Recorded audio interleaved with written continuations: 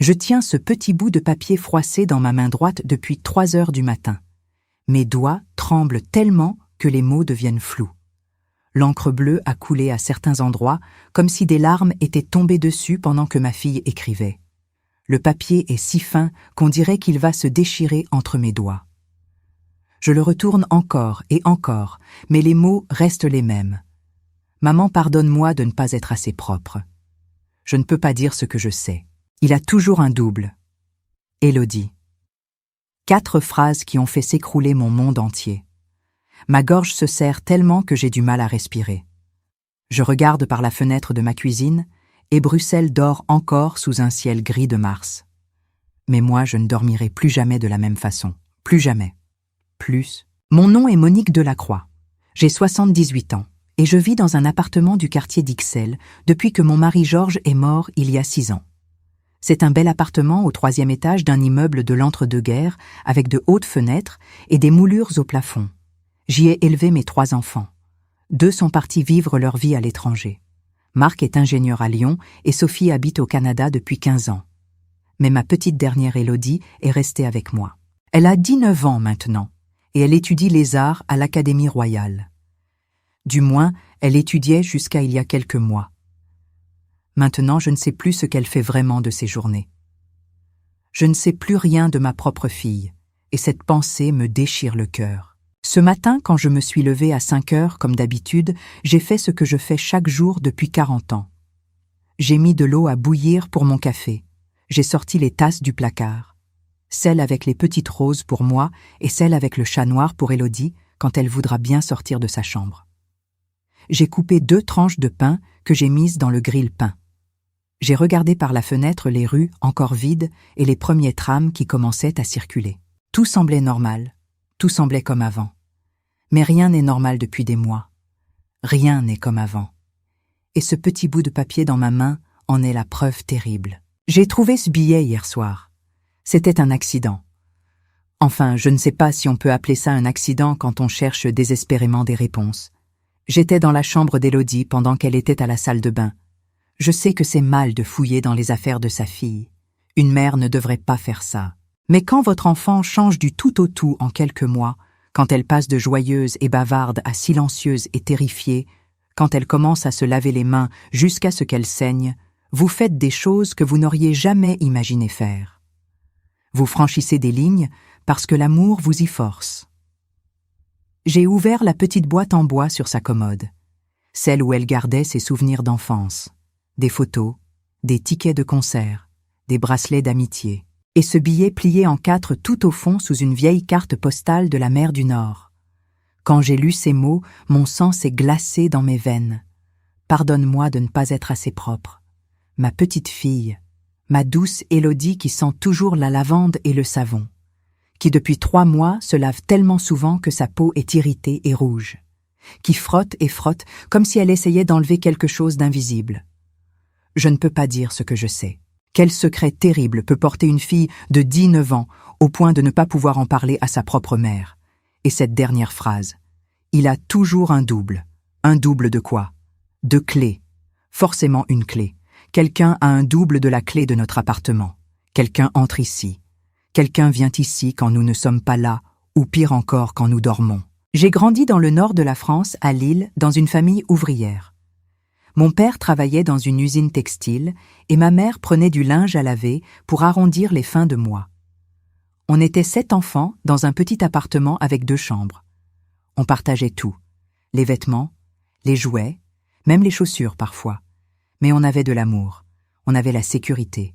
Personne ne rentrait chez nous sans qu'on le sache. Personne ne violait notre espace, notre intimité, notre paix.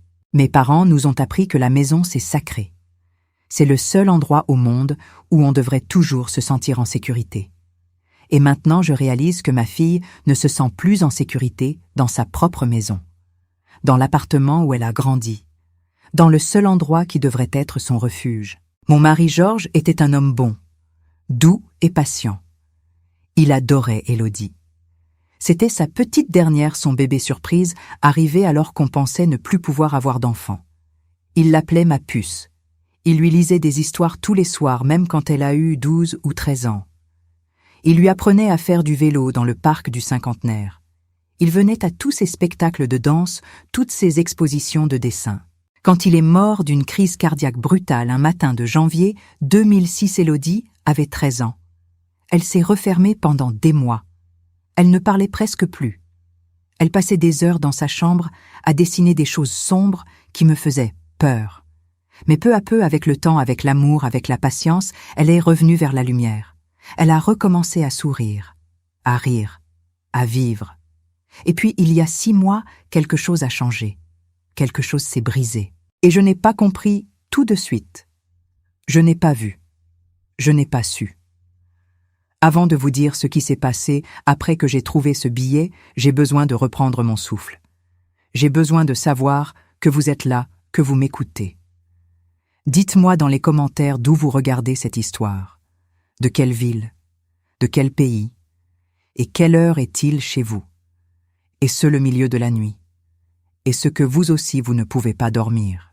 Mettez un like si ce que je raconte vous touche, si vous sentez l'urgence dans ma voix. Et abonnez-vous, s'il vous plaît, parce qu'il y a une nouvelle histoire ici chaque jour, et peut-être que celle de demain aidera quelqu'un que vous aimez.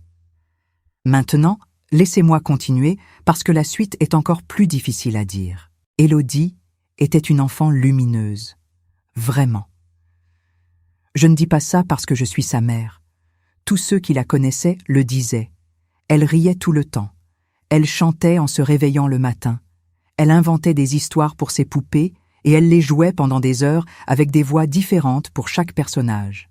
Elle dessinait sans arrêt, sur des cahiers, sur des serviettes en papier, sur les marges de ses livres d'école. Des fleurs, des animaux, des personnages fantastiques. Elle avait un talent fou déjà toute petite. Les professeurs le disaient. Elle va faire quelque chose de grand, cette petite.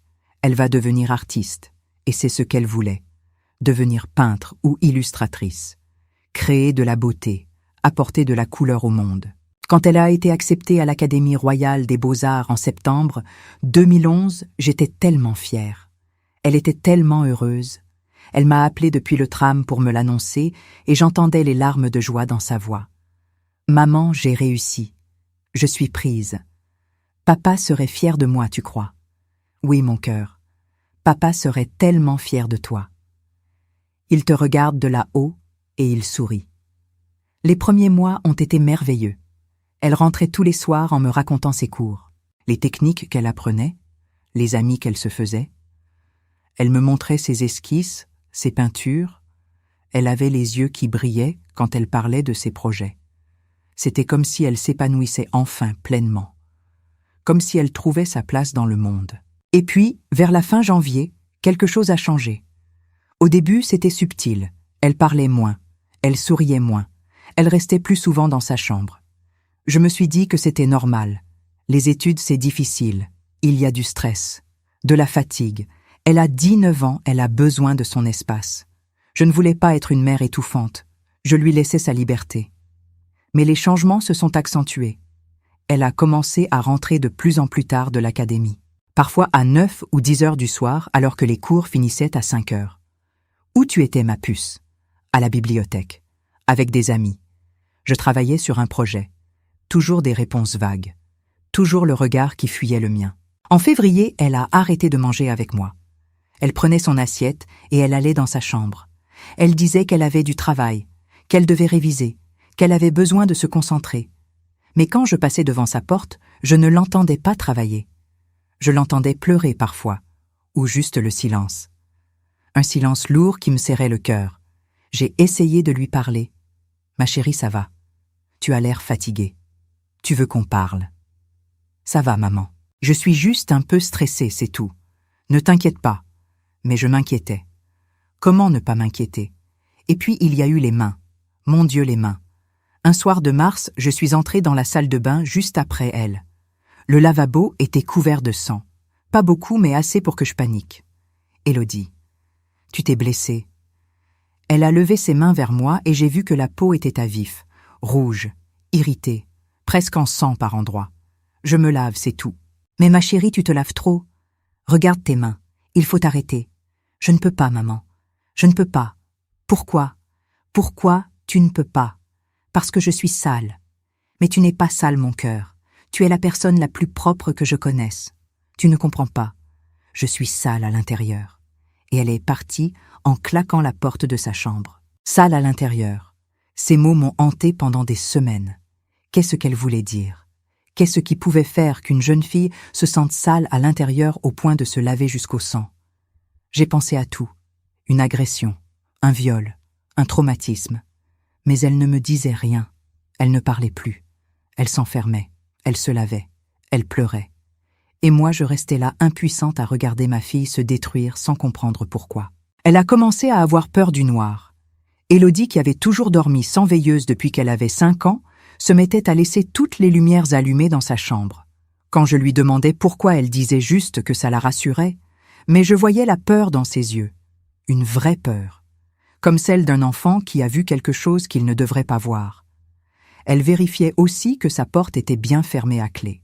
Plusieurs fois par nuit, je l'entendais se lever et tirer sur la poignée pour être sûre, comme si quelqu'un pouvait entrer, comme si quelqu'un essayait d'entrer. Un jour, j'ai trouvé un carnet sous son lit pendant que je passais l'aspirateur. Je sais que j'aurais dû respecter son intimité. Je sais que c'est mal. Mais j'étais tellement inquiète, tellement perdue. J'ai ouvert le carnet et ce que j'y ai trouvé m'a glacé le sang. Des dessins, mais pas comme ceux qu'elle faisait avant. Pas des fleurs ou des animaux. Des ombres, des silhouettes noires sans visage. Des mains qui attrapent, des portes qui s'ouvrent. Et au milieu de tout ça, écrit en lettres tremblantes, un seul mot, répété encore et encore. Pourquoi? Pourquoi? Pourquoi? J'ai confronté Élodie ce soir-là. Je lui ai montré le carnet. Elle est devenue blanche comme un linge. Où tu as trouvé ça? Dans ta chambre. Tu n'avais pas le droit. Je sais, ma chérie, mais je m'inquiète. Dis-moi ce qui se passe. Dis-moi qui te fait du mal. Personne ne me fait du mal. Mais ces dessins, cette peur, ce n'est pas normal, Élodie. S'il te plaît, parle-moi. Je ne peux pas. Pourquoi tu ne peux pas? Parce que j'ai promis. Promis à qui? À lui. Qui est-il? Dis-moi, qui est-il? Elle s'est mise à pleurer, à sangloter tellement fort que tout son corps tremblait. Je l'ai prise dans mes bras et elle s'est effondrée contre moi comme quand elle était petite. Maman, j'ai tellement peur. J'ai peur tout le temps. Je ne me sens plus en sécurité nulle part. Même pas ici. Surtout pas ici. Surtout pas ici. Ces mots résonnent encore dans ma tête. Ma fille avait peur chez elle. Dans l'appartement où elle avait grandi. Dans sa propre chambre. Et moi, je ne savais pas pourquoi. Je ne savais pas qui. Je ne savais rien. J'ai essayé de la faire parler, mais elle s'est refermée. Elle a dit qu'elle était fatiguée, qu'elle avait besoin de dormir. Elle est retournée dans sa chambre et j'ai entendu le verrou se fermer. J'ai passé la nuit debout à me poser 1000 questions. Qui lui faisait du mal? Quelqu'un de l'académie, un professeur, un autre étudiant, un inconnu dans la rue, ou quelqu'un de plus proche. Quelqu'un qu'elle connaissait, quelqu'un en qui elle avait confiance. Le lendemain, j'ai appelé ma sœur Marguerite qui habite à Gand. Je lui ai tout raconté. Les changements de comportement, la peur, les mains, les dessins, le carnet. Elle m'a écouté sans m'interrompre, et puis elle a dit quelque chose qui m'a fait froid dans le dos. « Monique, tu dois aller à la police. Si Élodie a peur à ce point, c'est qu'il se passe quelque chose de grave. Quelque chose qu'elle ne peut pas gérer seule. Quelque chose que toi non plus tu ne peux pas gérer seule. Va à la police. Fais une déposition. Protège ta fille. Mais je n'ai pas de preuves. Je n'ai que des soupçons, des intuitions. Ton instinct de mère, c'est une preuve, Monique. Fais-moi confiance. Va à la police. » Mais je n'y suis pas allée. Pas tout de suite. J'avais peur de me tromper. Peur d'empirer les choses. Peur qu'Élodie m'en veuille. Alors j'ai attendu. J'ai observé. J'ai essayé de comprendre. Et c'est comme ça que j'ai commencé à remarquer des choses étranges. Des petits détails qui ne collaient pas. Des objets déplacés dans l'appartement. Une chaise qui n'était pas à sa place. Une fenêtre ouverte, alors que j'étais sûre de l'avoir fermée. Une odeur de cigarette dans le couloir, alors que ni Élodie ni moi ne fumons. Au début, je me suis dit que je devenais paranoïaque, que c'était mon imagination, que j'étais une vieille femme qui commençait à perdre la tête. Mais non, Ce n'était pas mon imagination. Quelqu'un venait ici. Quelqu'un entrait dans notre appartement. Un après-midi, pendant qu'Élodie était à l'académie, j'ai vérifié toutes les serrures de l'appartement. La porte d'entrée, les fenêtres. Tout était intact. Pas de traces d'effraction. Alors comment? Comment quelqu'un pouvait entrer sans forcer les serrures? Il n'y avait qu'une seule explication. Cette personne avait une clé. Un double de la clé. Mais qui? Qui avait un double de notre clé? J'ai fait la liste dans ma tête. Marc et Sophie, mes 2 autres enfants, en avaient un, mais ils vivaient loin et ne venaient presque jamais. Marguerite, ma sœur, en avait un pour les urgences. Mon voisin du dessous, Monsieur Leclerc, en avait un parce que je lui avais demandé d'arroser mes plantes quand j'étais partie une semaine l'été dernier. Et puis, il y avait Pierre. Pierre Moreau, l'ami de la famille, le parrain d'Élodie, l'homme en qui j'avais toute confiance. Pierre était le meilleur ami de mon mari Georges. Ils s'étaient connus à l'armée dans les années 70 et ils étaient restés proches toute leur vie. Quand Georges est mort, Pierre a été là pour nous. Il venait nous voir régulièrement. Il aidait pour les petits travaux dans l'appartement. Il emmenait Élodie au cinéma ou au musée pour lui changer les idées. Il était comme un oncle pour elle, comme un père de substitution. Et moi, je lui faisais confiance. Aveuglément. Totalement. Il avait un double de la clé depuis des années. Georges le lui avait donné pour qu'il puisse venir nous aider en cas de besoin. Mais pourquoi Pierre entrerait-il chez nous en notre absence? Pourquoi Élodie aurait-elle peur de lui? Non, c'était impossible. Pierre était quelqu'un de bien, un homme respectable, un ancien professeur de sciences à la retraite, quelqu'un qui avait toujours été gentil avec nous, toujours présent, toujours serviable. C'était forcément quelqu'un d'autre, forcément. Mais alors qui? Qui d'autre avait accès à notre appartement? Qui d'autre avait la confiance d'Élodie au point qu'elle ne puisse pas parler? Qui d'autre pouvait venir ici sans éveiller les soupçons? C'est à ce moment-là que j'ai trouvé le billet, le petit bout de papier froissé que je tiens encore dans ma main. Il a toujours un double. Mon cœur s'est arrêté de battre. Mes jambes se sont dérobées sous moi. Je me suis assise sur le lit d'Élodie et j'ai relu ces 4 mots encore et encore. Il a toujours un double. Pas elle, pas il. Il. Un homme. Un homme a un double de notre clé. Un homme entre chez nous. Un homme fait peur à ma fille au point qu'elle ne peut pas en parler. Et moi, comme une idiote, comme une vieille femme aveugle, je n'ai rien vu. Je n'ai rien compris. J'ai laissé cet homme détruire ma fille sous mon propre toit. J'ai attendu qu'Élodie rentre ce soir-là. J'étais assise dans le salon quand elle a ouvert la porte. Elle avait l'air épuisée, les cheveux en désordre, les yeux rouges. Elle a sursauté en me voyant. « Maman, tu m'as fait peur. Je ne savais pas que tu étais encore debout. Assieds-toi, ma chérie. Il faut qu'on parle. » « Non, pas maintenant. Je suis fatiguée.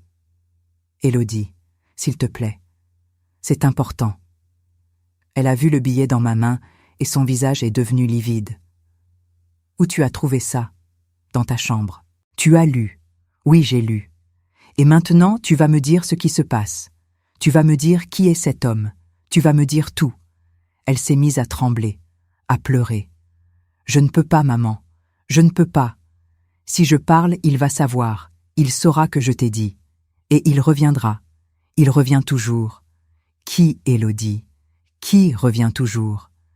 Dis-moi son nom. Je vais le protéger. Je vais appeler la police.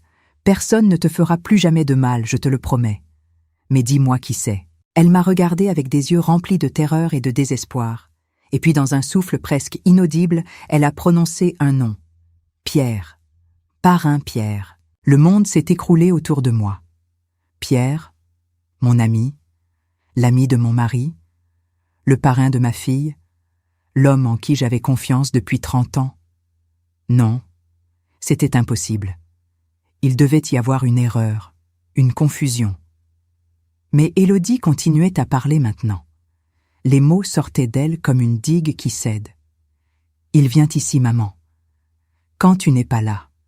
Parfois même quand tu dors. Il a la clé. Il entre. Il monte dans ma chambre. Il dit que si je parle, personne ne me croira, que tu me détesteras, que tout le monde pensera que je suis folle. Il dit qu'il m'aime, qu'il fait ça parce qu'il m'aime. Mais je ne veux pas de son amour, maman. Je veux qu'il arrête. Je veux qu'il parte. Je veux me sentir propre à nouveau. J'ai pris ma fille dans mes bras et je l'ai serrée si fort. Je lui ai dit que je la croyais, que ce n'était pas sa faute, que j'allais tout arranger, que plus jamais il ne la toucherait, que plus jamais il n'entrerait dans notre maison, dans notre vie. J'ai regardé l'horloge sur le mur. Il était 3 heures du matin. J'ai pris le téléphone. J'ai composé le numéro de la police. Et pendant que la sonnerie résonnait dans mes oreilles, j'ai regardé ma fille, mon bébé, ma petite Élodie qui tremblait encore contre moi. Et j'ai compris que la personne la plus dangereuse n'est pas toujours celle qu'on imagine. Parfois, c'est celle en qui on a le plus confiance, celle qu'on a laissée entrer, celle à qui on a donné les clés. Quand la police est arrivée ce matin-là, vers 4h30, il faisait encore nuit noire dehors. J'ai entendu la sonnette et mon cœur a fait un bond dans ma poitrine. Élodie était toujours contre moi sur le canapé du salon. Elle s'était endormie d'épuisement après avoir tout raconté. Je l'ai réveillée doucement. « Ma chérie, la police est là. Tu vas devoir leur parler, leur dire ce que tu m'as dit. » Elle a ouvert les yeux et j'ai vu la peur revenir immédiatement. « Je ne peux pas, maman. Je ne peux pas le répéter. Si tu peux. Je suis là. Je ne te quitte pas. On va le faire ensemble. » Elle a hoché la tête et on s'est levés toutes les deux pour aller ouvrir la porte. Il y avait 2 policiers. Une femme d'une 40aine d'années avec des cheveux courts et un regard gentil. Et un homme plus jeune, peut-être 30 ans, qui prenait des notes sur un petit carnet. La femme s'est présentée. Inspecteur Laure Dubois. Voici mon collègue, l'agent Martin Leclerc. Vous avez signalé une agression. Oui, enfin. Ma fille. Elle a été. Je ne trouvais plus mes mots. Comment dire l'indicible? Comment expliquer l'horreur? L'inspecteur Dubois a posé sa main sur mon bras. Prenez votre temps, madame. On va s'asseoir et vous allez tout nous raconter depuis le début. On s'est installé dans le salon. Élodie et moi sur le canapé. Les 2 policiers sur les fauteuils en face. L'inspecteur Dubois a sorti un enregistreur. Vous permettez. Pour le dossier. J'ai fait oui de la tête. Elle a appuyé sur le bouton rouge et elle a commencé. Nous sommes le 20 mars 2012. Il est 4h36 du matin. Entretien avec Madame Monique Delacroix et sa fille, Mademoiselle Élodie Delacroix, au sujet d'une plainte pour agression. Madame Delacroix, pouvez-vous nous expliquer pourquoi vous nous avez appelés cette nuit? J'ai pris une grande inspiration. Ma fille m'a révélé il y a quelques heures qu'elle était victime d'agressions répétées depuis plusieurs mois. Par qui? Par un homme de notre entourage, quelqu'un en qui nous avions confiance. Quelqu'un qui a un double de la clé de notre appartement et qui vient ici sans notre permission. L'inspecteur a levé les yeux de ses notes. Vous connaissez l'identité de cet homme? Oui. C'est Pierre Moreau. Il habite à Schaerbeek. Il était le meilleur ami de mon défunt mari. Il est le parrain d'Élodie. L'agent Leclerc a arrêté d'écrire et m'a regardé avec surprise. Le parrain de votre fille. Oui. Je sais ce que vous pensez, que c'est impossible, que je me trompe. Mais Élodie me l'a dit elle-même. N'est-ce pas, ma chérie? Élodie a fait oui de la tête, sans lever les yeux. L'inspecteur Dubois s'est tourné vers elle. Mademoiselle Élodie, je sais que c'est très difficile, mais j'ai besoin que vous me parliez. Que vous me disiez, avec vos propres mots, ce qui s'est passé. Pouvez-vous faire ça pour moi? Élodie a commencé à trembler. Je ne sais pas si je peux. Si. Tu peux. Je suis là. Je te tiens la main.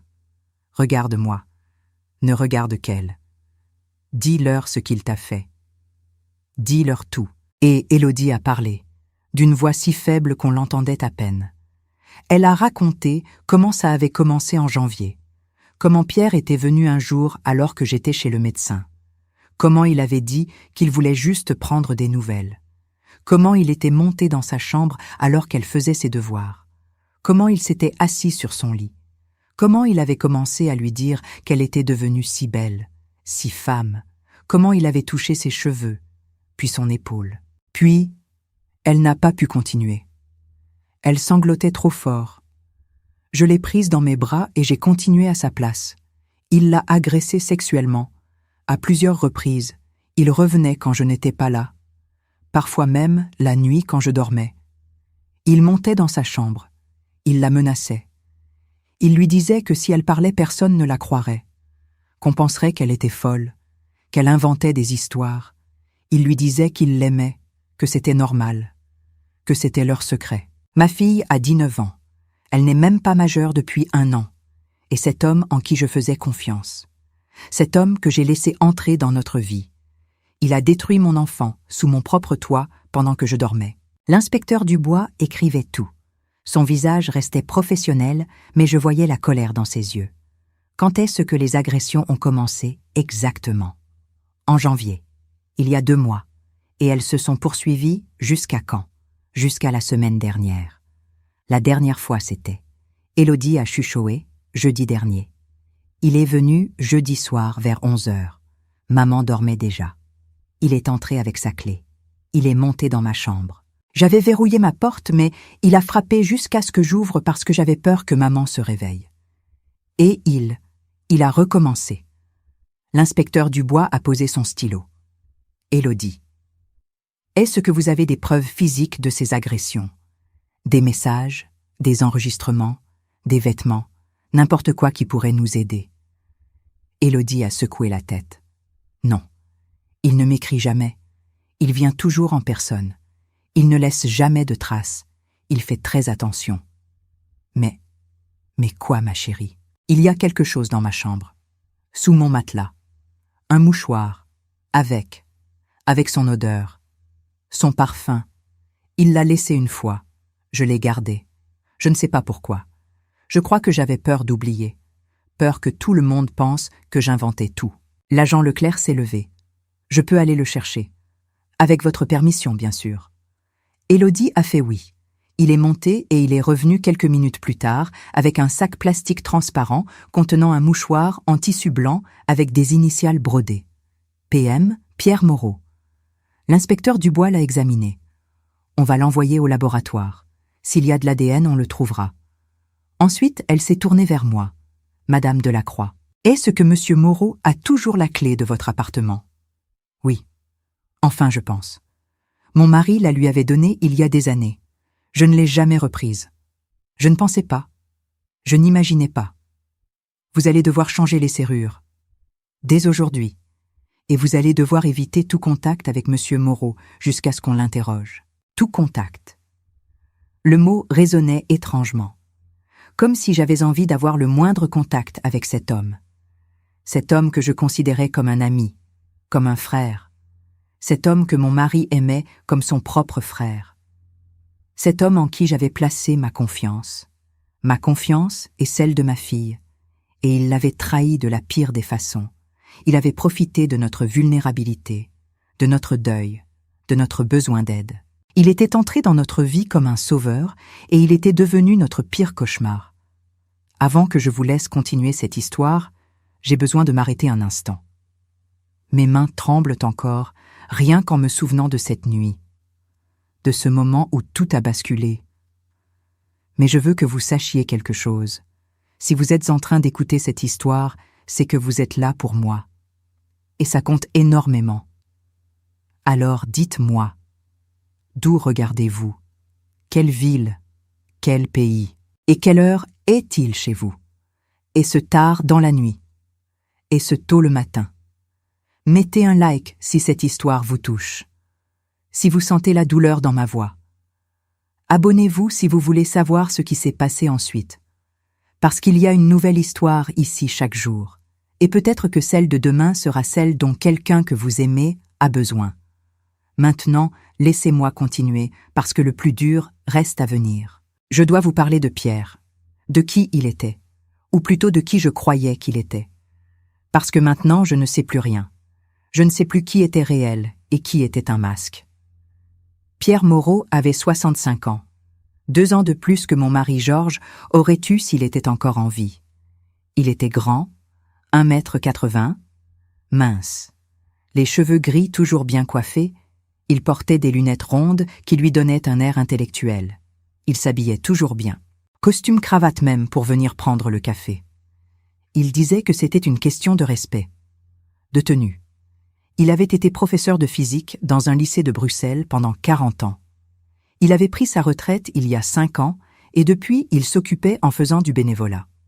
Il donnait des cours de soutien scolaire à des enfants en difficulté. Il aidait à la bibliothèque du quartier. Il était apprécié de tous, respecté, admiré même.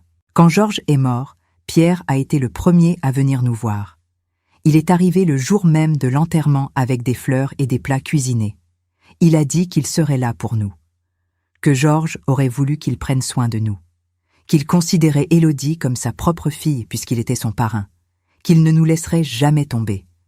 Et pendant 6 ans, il a tenu parole. Du moins, c'est ce que je croyais. Il venait nous voir 1 ou 2 fois par semaine. Il apportait toujours quelque chose, des gâteaux, des livres, des petits cadeaux pour Élodie. Il réparait ce qui était cassé dans l'appartement. Il changeait les ampoules, il débouchait l'évier, il montait les meubles qu'on achetait.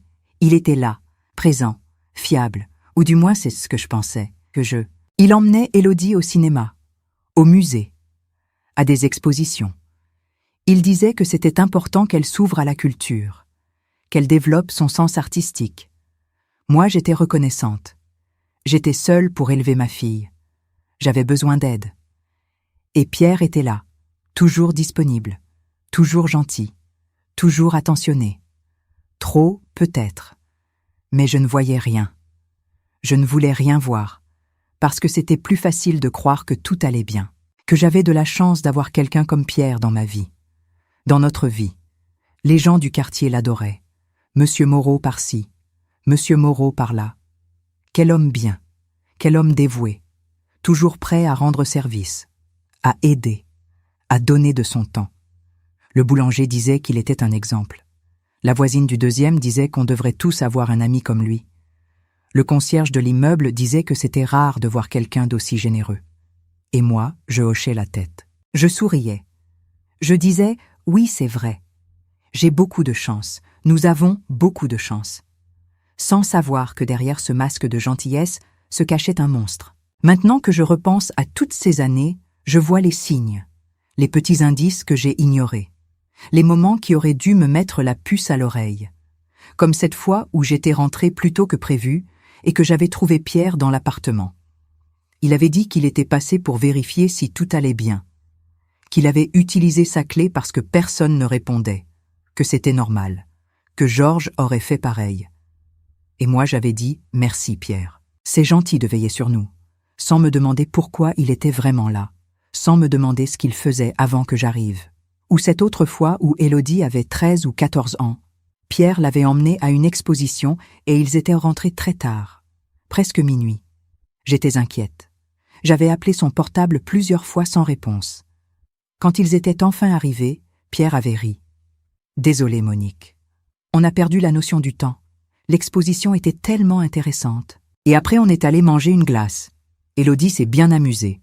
N'est-ce pas ma puce ?» Élodie n'avait rien dit. Elle avait juste hoché la tête et elle était partie dans sa chambre. Sur le moment, je m'étais dit qu'elle était fatiguée, qu'elle avait passé une longue journée. Mais maintenant, je me demande, que s'est-il vraiment passé ce soir-là?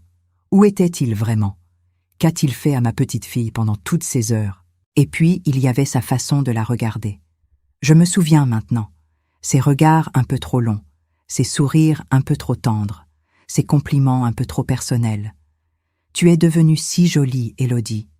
Tu ressembles à une vraie femme maintenant. Cette robe te va très bien. Tu devrais la mettre plus souvent. » À l'époque, je trouvais ça gentil, touchant même. Un parrain qui admirait sa filleule, qui était fier d'elle. Mais c'était autre chose. C'était du désir, de la convoitise, du mal déguisé en affection. Quand les policiers sont partis ce matin-là vers 6 heures, ils nous ont dit qu'ils allaient convoquer Pierre pour un interrogatoire, qu'ils allaient analyser le mouchoir, qu'ils allaient monter un dossier, mais qu'il fallait être patiente, que ces choses prenaient du temps, que la justice était lente mais qu'elle finirait par passer. J'ai demandé combien de temps. L'inspecteur Dubois a haussé les épaules. Quelques semaines, peut-être quelques mois. Ça dépend de beaucoup de choses, des preuves qu'on trouve, des témoignages qu'on recueille, de l'emploi du temps du procureur. Il faut être patiente, Madame Delacroix. Patiente. Comment être patiente quand chaque minute qui passe est une minute de trop? Quand chaque jour qui passe est un jour où cet homme reste libre? Un jour où il pourrait recommencer? Un jour où ma fille vit dans la peur? Dès que les policiers sont partis, j'ai appelé un serrurier. Je lui ai dit que c'était urgent, qu'il fallait qu'il vienne aujourd'hui même, qu'il change toutes les serrures de l'appartement. Toutes. La porte d'entrée, les fenêtres, tout. Il est venu dans l'après-midi, un jeune homme sympathique qui a tout changé en 2 heures. Quand il est parti, je me suis sentie un peu mieux, un peu plus en sécurité. Pierre ne pourrait plus entrer. Plus jamais. Mais ça ne suffisait pas. Parce que le mal était déjà fait, parce que ma fille était déjà brisée, et changer une serrure ne répare pas un cœur. Élodie a dormi presque toute la journée. Elle était épuisée, vidée, comme si raconter son histoire lui avait pris toute son énergie, toute sa force. Je la regardais dormir et je me disais que c'était ma faute, que j'aurais dû voir, j'aurais dû comprendre, j'aurais dû la protéger. J'étais sa mère. C'était mon travail de la garder en sécurité. Et j'avais échoué. J'avais laissé le danger entrer dans notre maison. Je lui avais ouvert la porte. Je lui avais donné une clé. Le soir même, j'ai appelé ma sœur Marguerite. Je lui ai tout raconté. Elle n'en revenait pas. Pierre. Mon Dieu, Monique. Pierre. Je n'arrive pas à y croire. Moi non plus. Mais Élodie ne mentirait pas. Je la crois. Bien sûr que tu la crois. Mais Pierre, c'était le meilleur ami de Georges. Il était à leur mariage. Il a porté Élodie sur les fonds baptismaux. Comment a-t-il pu? Je ne sais pas, Marguerite. Je ne sais pas comment on peut faire ça à un enfant. Comment on peut trahir une confiance comme ça? Comment on peut détruire une vie comme ça? Et le pire, c'est que personne ne va le croire. Tout le monde pense que c'est un saint, un homme bien, un pilier de la communauté. Qui va croire qu'il est capable d'une telle horreur? Marguerite avait raison. Quelques jours plus tard, les premières réactions ont commencé à arriver. J'avais parlé à quelques personnes. Pas beaucoup. Juste ma famille proche. Mes 2 autres enfants, Marc et Sophie. Quelques amis. Et déjà les doutes commençaient. Tu es sûre, Monique? Pierre. Vraiment. Il a toujours été si gentil, si serviable. Peut-être qu'Élodie se trompe. Peut-être qu'elle a mal compris. Peut-être qu'elle a rêvé. Peut-être qu'elle invente. Ces mots me blessaient plus que tout. Ma fille n'inventait rien. Ma fille ne rêvait pas. Ma fille avait vécu un cauchemar, et maintenant on lui demandait de prouver qu'il était réel. Même Marc, mon propre fils, avait des doutes. Maman écoute. Je ne dis pas qu'Élodie ment. Mais elle est fragile. Elle a toujours eu beaucoup d'imagination. Peut-être qu'elle a mal interprété quelque chose. Peut-être que Pierre a été maladroit, trop affectueux. Mais de là à dire qu'il l'a agressée. C'est grave, maman. C'est très grave. Si tu te trompes, tu détruis la vie d'un homme innocent. Je ne me trompe pas, Marc. Ta sœur me l'a dit elle-même. Pierre l'a agressée. À plusieurs reprises. Dans notre propre maison. Pendant que je dormais. Alors non, je ne me trompe pas. Et si tu ne peux pas me croire, si tu ne peux pas croire ta propre sœur, alors ne m'appelle plus. J'ai raccroché. J'ai pleuré. Parce que mon fils doutait de moi. Parce que ma propre famille ne me soutenait pas. Parce que j'étais seule avec Élodie contre le monde entier. Contre un homme qui avait passé des années à bâtir une réputation, à se faire aimer, à se faire respecter. Un homme qui savait exactement ce qu'il faisait, qui avait tout calculé, qui avait prévu que personne ne le croirait capable d'une telle chose. 2 semaines après notre déposition à la police, Pierre a été convoqué pour un interrogatoire. Je l'ai appris par l'inspecteur Dubois qui m'a appelé pour me tenir au courant. Il a nié en bloc Madame Delacroix. Il dit qu'il n'a jamais touché Élodie, qu'il la considère comme sa fille, qu'il est choqué qu'elle puisse dire de telles choses. Il dit que vous lui en voulez depuis longtemps, que vous êtes jalouse de sa relation avec votre fille, qu'Élodie traverse une phase difficile et qu'elle invente des histoires pour attirer l'attention. Il dit. Toujours les mêmes excuses, les mêmes mensonges, les mêmes manipulations. Et le pire, c'est que certaines personnes le croyaient. Le boulanger m'a regardé bizarrement quand je suis allée acheter du pain. La voisine du deuxième a détourné les yeux quand je l'ai croisée dans l'escalier. Le concierge ne me saluait plus. Comme si c'était moi le problème. Comme si c'était moi qui inventais des histoires. Comme si c'était moi qui détruisais la vie d'un homme bien. Je me sentais salie, jugée, condamnée. Et ma fille encore plus. Élodie ne sortait plus de l'appartement. Elle avait arrêté d'aller à l'académie. Elle restait dans sa chambre toute la journée. Elle ne mangeait presque plus. Elle ne dormait presque plus. Elle pleurait tout le temps. Elle se lavait encore et encore, comme si elle essayait de se débarrasser de quelque chose qui ne partirait jamais. Je ne savais plus quoi faire, comment l'aider, comment lui rendre sa vie d'avant, comment effacer ce qui s'était passé. Un soir, j'étais assise dans le salon et je regardais par la fenêtre. Il pleuvait. Une pluie fine et froide de mars. Les rues étaient vides. Les lumières des lampadaires se reflétaient sur le trottoir mouillé. Et soudain, j'ai vu une silhouette, un homme. De l'autre côté de la rue, debout sous un arbre. Il regardait vers notre immeuble, vers notre fenêtre. Mon sang s'est glacé. C'était lui, Pierre. Il était là, à nous observer, à nous surveiller, comme s'il nous disait qu'il savait où on habitait, qu'il pouvait venir quand il voulait, que changer les serrures ne servait à rien, qu'il trouverait toujours un moyen. J'ai fermé les rideaux. J'ai vérifié que toutes les portes étaient bien verrouillées. J'ai allumé toutes les lumières de l'appartement. Et je me suis assise dans le couloir entre la porte d'entrée et la chambre d'Élodie. Je suis restée là toute la nuit, à monter la garde, à protéger ma fille. Parce que si la police ne pouvait pas nous protéger, si la justice ne pouvait pas nous protéger, alors je le ferais moi-même. Je ne laisserai plus jamais personne faire du mal à mon enfant. Plus jamais. Le lendemain matin, j'ai pris une décision. J'allais retourner voir la police. J'allais exiger des réponses, savoir où en était l'enquête. Pourquoi Pierre était encore libre? Pourquoi rien ne bougeait? Je me suis habillée. J'ai mis mon manteau noir, celui que je portais pour les occasions importantes. J'ai dit à Élodie que je sortais, que je revenais vite, qu'elle devait garder la porte fermée et n'ouvrir à personne. Absolument personne. Elle a hoché la tête sans dire un mot. Le commissariat était à 20 minutes à pied de chez nous. J'ai marché vite malgré mes 78 ans, malgré mes genoux qui me faisaient mal, malgré le froid de ce matin d'avril qui piquait le visage. Quand je suis arrivée, j'ai demandé à parler à l'inspecteur Dubois. La femme à l'accueil m'a regardé par-dessus ses lunettes. Elle est occupée. Vous avez rendez-vous? Non mais, c'est urgent. C'est au sujet de ma plainte, l'agression de ma fille. Elle a soupiré. Asseyez-vous.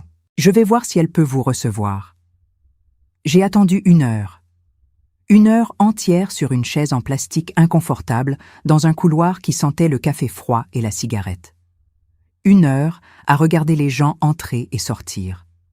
Des policiers, des plaignants, des avocats.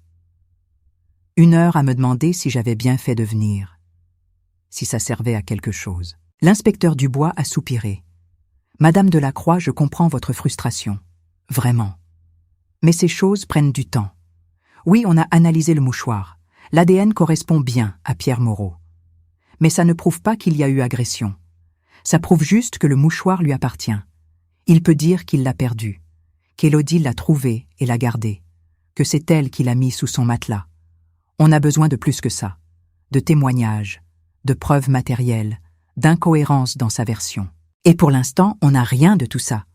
Je sentais la colère monter en moi. Vous voulez dire que ma fille a inventé tout ça, qu'elle a mis ce mouchoir sous son matelas pour faire accuser un innocent. C'est ça que vous pensez? Non, Madame Delacroix, je ne dis pas ça. Je dis que pour monter un dossier solide, on a besoin de plus d'éléments. La parole de votre fille contre celle de Monsieur Moreau, ce n'est pas suffisant. Surtout quand il a une réputation irréprochable. Surtout quand tout le monde témoigne en sa faveur. J'ai reçu au moins 15 lettres de soutien pour lui, de ses anciens collègues, de ses voisins, de gens qu'il a aidés. Tous disent la même chose, que c'est un homme bien, qu'il est incapable de faire du mal à qui que ce soit. Alors quoi? On ne fait rien, on laisse un prédateur libre, libre de recommencer, libre de s'en prendre à d'autres enfants. C'est ça la justice. L'inspecteur Dubois m'a regardé droit dans les yeux. Madame Delacroix, Je vous crois. Je crois votre fille. Mais croire ne suffit pas. Il faut prouver. Et pour prouver, il faut du temps. Il faut de la patience. Il faut des éléments concrets. Est-ce qu'Élodie se souvient de dates précises, d'heures précises? Est-ce qu'il y a des témoins qui auraient pu voir Pierre entrer dans votre immeuble à des moments inhabituels? Est-ce qu'il y a des messages, des appels, des traces quelconques de contact entre eux? Réfléchissez. Parlez à votre fille. Essayez de vous souvenir de tout. Et revenez me voir quand vous aurez quelque chose de nouveau. Je suis rentré chez moi encore plus découragé qu'en partant. La police ne faisait rien. Ou en tout cas, pas assez. Pas assez vite. Et pendant ce temps-là, Pierre continuait sa vie comme si de rien n'était.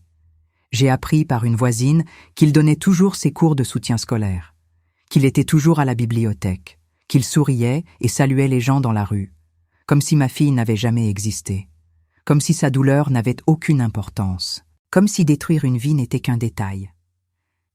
Ce soir-là, j'ai parlé longuement avec Élodie. On s'est assise à la table de la cuisine. J'ai fait du thé. De la camomille, celui qu'elle aimait quand elle était petite. Ma chérie, il faut qu'on essaye de se souvenir de tout, des dates, des moments précis. Est-ce qu'il y a des fois où quelqu'un aurait pu voir Pierre entrer ici, ou sortir? N'importe quoi qui pourrait servir de preuve. Elle a réfléchi longtemps, les mains autour de sa tasse, le regard perdu. Il y a eu une fois, en février, je crois, un samedi après-midi. Tu étais parti faire les courses. Il est venu. Il est resté presque 2 heures. Quand il est parti, j'ai entendu Madame Fontaine du 4e dans l'escalier. Elle lui a dit bonjour. Elle lui a même demandé comment allait sa santé. Il a ri. Il a dit que tout allait bien, qu'il venait juste prendre le café avec nous, qu'il aimait garder contact avec la famille de son ami Georges. Madame Fontaine, la vieille dame du 4e étage. Elle pourrait témoigner qu'elle avait vu Pierre ce jour-là, à une heure où moi je n'étais pas là. C'était quelque chose. Pas grand-chose, mais quelque chose. Le lendemain, je suis montée chez Madame Fontaine. J'ai sonné. Elle a mis du temps à venir ouvrir. Quand elle a ouvert, elle m'a regardée avec méfiance. « Oui, Madame Delacroix. »« Bonjour, Madame Fontaine. Excusez-moi de vous déranger. Je peux vous parler quelques minutes. » Elle a hésité, puis elle a ouvert la porte en grand. « Entrez. » On s'est assise dans son petit salon encombré de bibelots et de photos de famille. Madame Fontaine. Vous vous souvenez d'un samedi en février. Vous aviez croisé Pierre Moreau dans l'escalier. Il sortait de chez moi. Vous lui aviez dit bonjour. Elle a froncé les sourcils. Pierre Moreau. Oui, peut-être. Il vient souvent chez vous, non? C'est un ami de la famille. Oui. Enfin, c'était. Madame Fontaine, j'ai besoin de savoir si vous vous souvenez précisément de ce jour-là. C'était un samedi après-midi, vers 4 heures peut-être. J'étais sortie faire les courses, et Pierre était chez moi avec Élodie. Elle a eu l'air gênée. Écoutez, Madame Delacroix, je ne veux pas me mêler de vos affaires, mais j'ai entendu des rumeurs. Des gens disent que vous accusez Monsieur Moreau de choses graves. Moi, je ne sais pas ce qui s'est passé. Je ne veux pas prendre parti. Monsieur Moreau a toujours été très poli avec moi. Très serviable. Une fois, il m'a aidé à porter mes courses jusqu'au 4e étage. Une autre fois, il a changé mon ampoule dans l'entrée. C'est quelqu'un de bien. Quelqu'un de bien. Encore ces mots. Toujours ces mots. Madame Fontaine. Ma fille a été agressée par cet homme. Pendant des mois. Ici, dans notre appartement. J'ai juste besoin que vous confirmiez que vous l'avez vu ce jour-là. Que vous disiez à la police que oui, il était chez nous alors que je n'y étais pas. C'est tout ce que je vous demande. Elle a secoué la tête. Je suis désolée, Madame Delacroix. Je ne peux pas. Je ne veux pas m'impliquer dans cette histoire. Je suis vieille. Je veux la paix. Et puis franchement, je ne suis même pas sûre de me souvenir de ce jour précis. Ça fait 2 mois. Je croise beaucoup de monde dans l'escalier. Je ne peux pas vous aider. Désolée.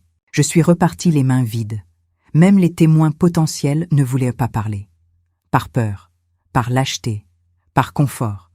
C'était plus facile de ne rien dire, de ne rien voir, de ne rien entendre, de laisser une enfant souffrir plutôt que de déranger l'ordre établi, plutôt que de remettre en question la respectabilité d'un homme bien. Les jours suivants ont été les plus sombres. Élodie ne parlait presque plus. Elle restait enfermée dans sa chambre. Elle ne se lavait même plus, comme si elle avait abandonné, comme si elle avait accepté que rien ne changerait jamais, que personne ne la croirait jamais, que Pierre avait gagné. Moi, je ne dormais plus.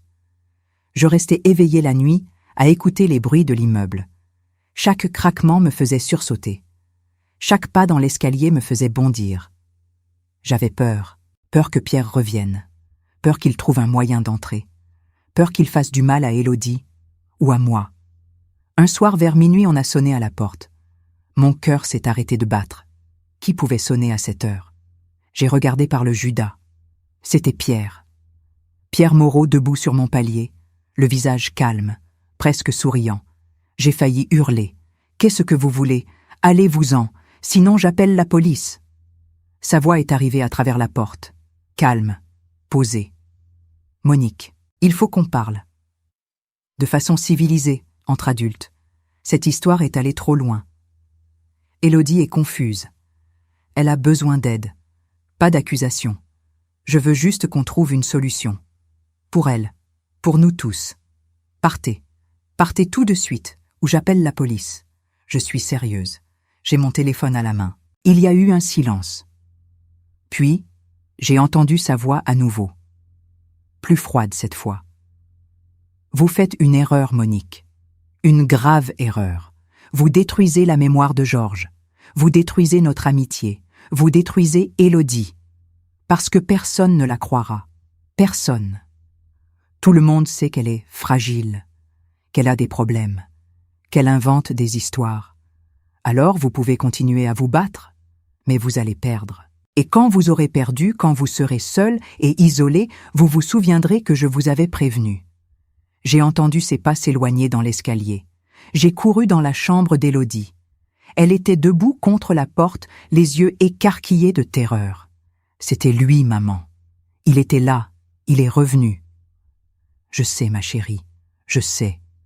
Mais il est parti, il ne peut plus entrer. On est en sécurité. Mais ces mots résonnaient dans ma tête. Personne ne la croira. Vous allez perdre. Cette nuit-là, j'ai pris une décision. Si la police ne pouvait pas nous aider, si les témoins ne voulaient pas parler, si la justice était trop lente, alors j'allais prendre les choses en main. J'allais trouver mes propres preuves. J'allais construire mon propre dossier. J'allais me battre avec toutes les armes que j'avais, parce que je n'allais pas abandonner. Je n'allais pas laisser cet homme détruire ma fille, pas sans me battre jusqu'au dernier souffle. Le lendemain, j'ai commencé mes recherches. J'ai appelé l'Académie royale des beaux-arts. J'ai demandé à parler au directeur. J'ai expliqué la situation, que ma fille avait été agressée, qu'elle ne pouvait plus venir en cours, qu'elle avait besoin de temps. Le directeur a été compréhensif. Il m'a dit qu'Élodie pouvait prendre un congé, que ses professeurs comprenaient, qu'elle pourrait reprendre quand elle serait prête. Il m'a aussi dit quelque chose d'intéressant. Vous savez, Madame Delacroix, votre fille n'est pas la seule étudiante à avoir eu des problèmes ces derniers mois. Il y a eu plusieurs cas d'étudiantes qui se sont plaintes de harcèlement, d'attouchement, de regards déplacés. Certaines ont même quitté l'académie. On essaye de gérer ça du mieux qu'on peut, mais c'est compliqué. Vous savez comment sont les jeunes. Parfois elles exagèrent, parfois elles sont trop sensibles. Trop sensibles. Encore une fois, on minimisait. On rejetait la faute sur les victimes. Mais cette information était importante. Il y avait d'autres filles, d'autres victimes potentielles. Est-ce que Pierre les connaissait? Est-ce qu'il les avait approchées? J'ai posé la question au directeur. Monsieur, l'homme qui a agressé ma fille s'appelle Pierre Moreau.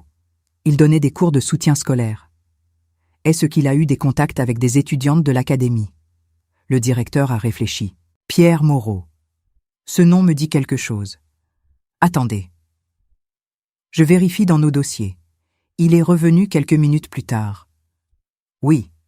Il a donné quelques cours de physique à 2 de nos étudiantes l'année dernière, dans le cadre d'un programme de tutorat bénévole. Les cours se passaient à la bibliothèque municipale. Je peux vous donner leur nom si vous voulez, mais je ne peux rien vous garantir. Elles ne voudront peut-être pas parler. J'ai noté les noms. Amélie Dubois et Claire Laurent. 2 jeunes filles de 18 et 19 ans. J'ai cherché leurs coordonnées. J'ai appelé Amélie en premier. Elle a répondu après plusieurs sonneries. Allô. Bonjour. Je m'appelle Monique Delacroix. Je suis la maman d'Élodie Delacroix. Je crois que vous étiez à l'académie avec elle. Oui. Enfin, j'y étais. J'ai arrêté en décembre. Pourquoi vous m'appelez? Parce que j'ai besoin de vous parler. De Pierre Moreau. Il vous a donné des cours de physique l'année dernière. Il y a eu un long silence. Puis sa voix a changé. Tendue. Froide. Je ne veux pas parler de ça. Je ne veux pas parler de lui. Au revoir, madame. Ne me rappelez plus. Et elle a raccroché. Cette réaction m'a dit tout ce que j'avais besoin de savoir. Amélie aussi avait été victime. J'en étais certaine. Mais elle avait trop peur pour parler. Ou trop de honte, ou trop de doute. J'ai essayé de rappeler, mais elle ne répondait plus. Alors j'ai appelé Claire Laurent. Même scénario. Dès que j'ai mentionné le nom de Pierre Moreau, elle s'est fermée. Je ne sais pas de quoi vous parlez. Je ne connais pas cet homme. Laissez-moi tranquille. Mais je savais qu'elle mentait. J'entendais la peur dans sa voix, le tremblement, la panique. Avant de continuer, je veux vous demander quelque chose. Si vous avez vraiment écouté jusqu'ici, si cette histoire vous touche vraiment, laissez-moi un commentaire. Dites-moi d'où vous regardez, quelle ville, quel pays. Est-ce que vous connaissez quelqu'un qui a vécu quelque chose de similaire? Est-ce que vous avez déjà eu l'impression que personne ne vous croyait? Partagez cette histoire si vous pensez qu'elle peut aider quelqu'un. Mettez un like si vous voulez que je continue. Abonnez-vous parce qu'il y a une nouvelle histoire ici chaque jour. Et celle de demain pourrait être celle qui change tout pour quelqu'un que vous aimez. Maintenant, laissez-moi vous dire ce qui s'est passé ensuite. Parce que c'est là que tout a basculé. J'ai décidé d'aller voir Amélie en personne. J'ai trouvé son adresse dans l'annuaire. Elle habitait à Forest, un quartier au sud de Bruxelles. J'ai pris le tram. J'ai sonné à son appartement. Une jeune fille est venue ouvrir. Petite. Brune. Les yeux cernés. Oui. Amélie. Je suis Monique Delacroix, la maman d'Élodie. Je t'ai appelé hier. Je sais que tu ne veux pas parler, mais s'il te plaît. Juste 5 minutes, c'est très important. Elle a voulu refermer la porte, mais j'ai mis mon pied. Amélie. Pierre Moreau a agressé ma fille. Pendant des mois. Et je pense qu'il t'a fait la même chose. Je ne veux pas te forcer à parler. Mais si on ne fait rien, il va continuer. Il va s'en prendre à d'autres filles, à d'autres enfants. Tu es peut-être la seule qui puisse l'arrêter. Elle s'est mise à pleurer, des larmes silencieuses qui coulaient sur ses joues. Elle a ouvert la porte en grand. Entrez. On s'est assise dans son petit studio. Elle m'a raconté son histoire. Comment Pierre lui avait donné des cours de physique pendant 3 mois. Comment au début tout était normal, puis comment il avait commencé à faire des commentaires sur son apparence, sur ses vêtements. Comment il avait commencé à la toucher. D'abord l'épaule, puis le dos, puis la cuisse. Comment un jour il avait essayé de l'embrasser. Comment elle avait refusé. Comment il s'était mis en colère. Comment il lui avait dit qu'elle était une allumeuse, qu'elle l'avait provoqué, qu'elle le regretterait. Comment elle avait arrêté les cours, arrêté l'académie, arrêté de sortir de chez elle. Est-ce que tu as porté plainte? Non. Pourquoi?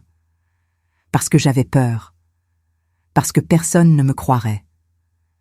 Parce que c'est un homme respecté. Parce que je n'avais pas de preuves. Parce que c'était ma parole contre la sienne.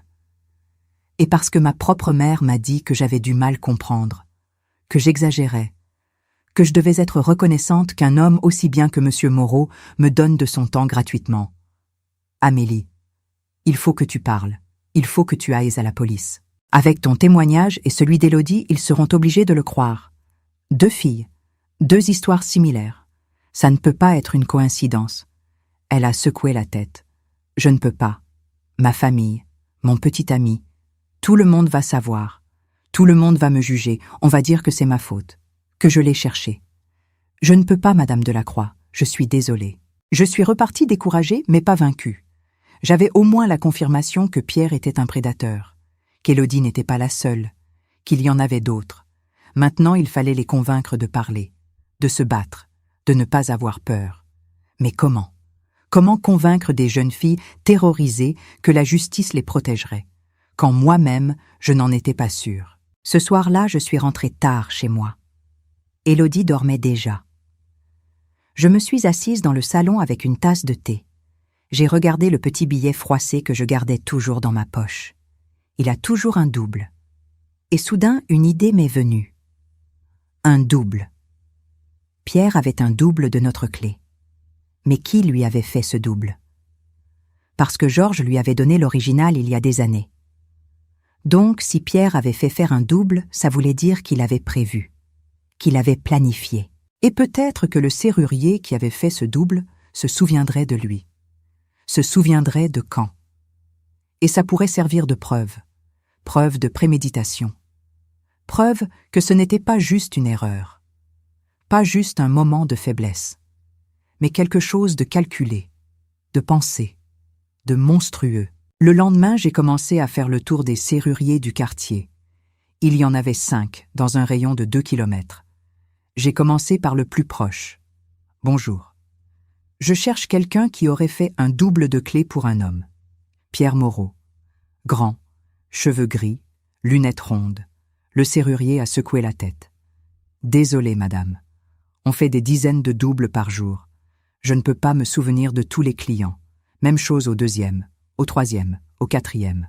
Mais au 5e, un petit magasin rue de la Paix, le serrurier. Un homme d'une 50aine d'années a réfléchi. Pierre Moreau. Oui, ce nom me dit quelque chose. Attendez. Il a fouillé dans un tiroir, sorti un vieux registre. Voilà, Pierre Moreau. Février 2012. Un double de clé modèle Vachette. Il a payé en liquide. Pourquoi vous cherchez ça? Février 2012. Le mois où les agressions avaient commencé. Le mois où tout avait basculé. Pierre avait fait faire un double juste avant. Il avait tout planifié. Est-ce que vous pourriez témoigner de ça? Dire à la police que Pierre Moreau a fait faire un double ce mois-là? Le serrurier a haussé les épaules. Je suppose que oui, si c'est important. Pourquoi? Qu'est-ce qu'il a fait? C'est une longue histoire. Mais oui, c'est important. Très important. Merci, monsieur. Merci infiniment. Je suis sortie de ce magasin avec un regain d'espoir. J'avais quelque chose, une preuve concrète, un élément de plus pour le dossier. Pierre avait fait faire un double de notre clé en février, le mois où il avait commencé à agresser Élodie. Ce n'était pas un hasard.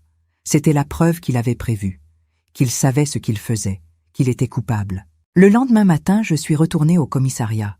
Cette fois, je n'ai pas demandé. J'ai exigé de voir l'inspecteur Dubois. J'ai dit à la femme de l'accueil que c'était urgent, que j'avais de nouvelles preuves, que c'était une question de vie ou de mort. Elle a décroché son téléphone, a parlé à quelqu'un, puis elle m'a fait signe d'attendre. 10 minutes plus tard, l'inspecteur Dubois est apparu. Madame Delacroix. Suivez-moi. On est retourné dans le même petit bureau qu'avant. Elle s'est assise, a sorti son carnet. Alors, vous avez du nouveau? Oui, j'ai trouvé le serrurier qui a fait un double de clé pour Pierre Moreau. En février 2012, le mois où les agressions ont commencé. Il peut témoigner. Et j'ai aussi trouvé une autre victime. Une jeune fille qui s'appelle Amélie Dubois. Pierre lui donnait des cours de physique. Il l'a agressée aussi. Elle ne veut pas porter plainte pour l'instant, mais elle est prête à témoigner si besoin. Et il y en a peut-être d'autres. Une autre fille, Claire Laurent. Je n'ai pas encore pu lui parler vraiment, mais je pense qu'elle aussi a été victime. L'inspecteur Dubois prenait des notes rapidement. C'est du bon travail, Madame Delacroix. Vraiment. Le double de clé, c'est intéressant. Ça montre une préméditation. Et s'il y a d'autres victimes, ça change tout. Un schéma de comportement, une répétition, ça devient beaucoup plus solide. Je vais convoquer ce serrurier. Je vais aller parler à Amélie Dubois et à Claire Laurent. Et je vais mettre la pression sur Pierre Moreau. Il est temps qu'il comprenne qu'on ne le lâchera pas. Combien de temps? Combien de temps avant qu'il soit arrêté? Je ne peux pas vous promettre de délai, madame, mais je vous promets que je vais faire tout mon possible. Votre fille mérite justice. Toutes ces filles méritent justice. Et Pierre Moreau mérite de payer pour ce qu'il a fait. Je suis rentrée chez moi avec un peu d'espoir. Pour la première fois depuis des semaines, j'avais l'impression qu'on avançait, que les choses bougeaient, que la vérité allait finir par éclater. J'ai raconté tout ça à Élodie. Elle m'a écouté sans dire un mot. Puis, elle m'a pris la main. « Maman, tu crois vraiment qu'il va payer? Tu crois vraiment que la justice va gagner? Je ne sais pas, ma chérie, mais je crois qu'on fait tout ce qu'on peut. Et que parfois c'est tout ce qu'on peut faire. Se battre, ne pas abandonner. Continuer à avancer même quand tout semble perdu. » Les jours suivants ont été une succession d'appels de rendez-vous de témoignages. L'inspecteur Dubois a interrogé le serrurier. Il a confirmé. Pierre Moreau avait fait faire un double de clé en février. Il se souvenait parce que Pierre avait insisté pour que ce soit discret, qu'il ne voulait pas que ça se sache. Le serrurier avait trouvé ça bizarre, mais il n'avait pas posé de questions. C'était un client comme un autre. L'inspecteur a aussi parlé à Amélie. Au début, Amélie avait refusé. Puis, l'inspecteur lui avait expliqué qu'elle ne serait pas seule, qu'il y avait Élodie, et peut-être Claire, que ensemble elles étaient plus fortes, que ensemble elles pouvaient faire tomber Pierre. Amélie avait fini par accepter de témoigner, pas de porter plainte encore, mais de témoigner dans le dossier d'Élodie. C'était déjà énorme. Quant à Claire, elle avait finalement craqué quand l'inspecteur était allé la voir. Elle avait raconté une histoire similaire. Des cours de physique, des attouchements, des menaces, de la manipulation. Elle aussi avait arrêté ses études. Elle aussi vivait dans la peur. Elle aussi n'avait jamais osé parler. Jusqu'à maintenant. Avec ces 3 témoignages, le dossier devenait solide. Très solide. Le procureur a été saisi, une enquête officielle a été ouverte. Et début mai, Pierre Moreau a été convoqué pour un nouvel interrogatoire. Cette fois, ce n'était plus une simple audition. C'était un interrogatoire en garde à vue, 24 heures, 48 peut-être si nécessaire, le temps de tout vérifier, de tout recouper, de coincer Pierre dans ses mensonges. L'inspecteur Dubois m'a appelé le jour où Pierre a été placé en garde à vue. « Madame Delacroix, je voulais vous prévenir. Pierre Moreau est au commissariat en ce moment même. On l'interroge. On lui présente les témoignages, les preuves, le double de clé, tout. Il nie encore. Mais il commence à paniquer. Je le vois. Il transpire, il bégaie, il se contredit. Il sait qu'on le tient. Mon cœur battait tellement fort que j'avais du mal à respirer. Ça veut dire quoi? Qu'il va être arrêté, qu'il va être jugé. Ça veut dire qu'on avance, qu'on se rapproche. Mais je ne peux rien vous garantir encore. Il faut attendre la décision du procureur. Savoir s'il y aura mise en examen. S'il y aura procès. Mais oui, Madame Delacroix. On avance, grâce à vous, grâce à votre courage, grâce au courage de votre fille. J'ai raccroché et je me suis effondré sur le canapé. J'ai pleuré, pleuré de soulagement, pleuré d'épuisement, pleuré de tout ce qu'on avait traversé. Élodie est sortie de sa chambre. Elle m'a regardé. « Maman, ça va. Qu'est-ce qui se passe ?» Je lui ai tout raconté. Elle s'est assise à côté de moi. Elle a posé sa tête sur mon épaule, comme quand elle était petite, et on est restés là toutes les deux, sans parler, juste à respirer, à exister, à espérer. Le lendemain, Pierre Moreau a été relâché, mais pas libre, sous contrôle judiciaire. Interdiction de nous approcher, interdiction d'approcher Amélie et Claire, interdiction de quitter le pays, obligation de pointer au commissariat 1 fois par semaine. Et surtout mise en examen pour agression sexuelle sur mineurs et majeurs, abus de confiance, abus de faiblesse. La liste était longue, la peine encourue aussi, jusqu'à 15 ans de prison. Mais ce qui comptait le plus, c'est que maintenant tout le monde savait. La mise en examen était publique. Les journaux en ont parlé. Ancien professeur mis en examen pour agression sexuelle. Le masque était tombé, la réputation détruite. Les lettres de soutien s'étaient taries. Les amis s'étaient éloignés. Pierre Moreau était seul, comme il nous avait laissés seuls, comme il avait laissé toutes ses victimes seules. Les semaines qui ont suivi ont été étranges, un mélange de soulagement et d'angoisse. Soulagement parce qu'enfin on était cru, enfin on était entendu, enfin la justice faisait son travail. Mais angoisse aussi, angoisse de ce qui allait suivre, du procès qui s'annonçait, des mois d'attente, des confrontations à venir, de tout ce qu'Élodie allait devoir revivre. Mais il y avait aussi quelque chose de nouveau, quelque chose qu'on n'avait pas senti depuis longtemps, de l'espoir. Élodie a recommencé à sortir de sa chambre. Doucement, progressivement. Elle a recommencé à manger avec moi, à parler un peu, à sourire parfois, un petit sourire timide, mais un sourire quand même. Elle a même repris ses crayons. Elle a dessiné, pas des ombres cette fois, mais des fleurs, des couleurs, de la lumière. Un jour, elle m'a dit quelque chose qui m'a émue aux larmes. « Maman, merci. Merci de m'avoir cru. Merci de t'être battue. Merci de ne pas avoir abandonné. Parce que sans toi, je serais morte. Pas physiquement, mais à l'intérieur. Tu m'as sauvée, maman. Tu m'as sauvé la vie. Je l'ai serrée dans mes bras. Ma petite fille, mon trésor, mon cœur. Et j'ai su que tout ce qu'on avait traversé en valait la peine. Chaque larme, chaque nuit blanche, chaque doute, chaque combat. Tout en valait la peine pour ce moment-là, pour ce sourire, pour cette lumière dans ses yeux qui revenait petit à petit.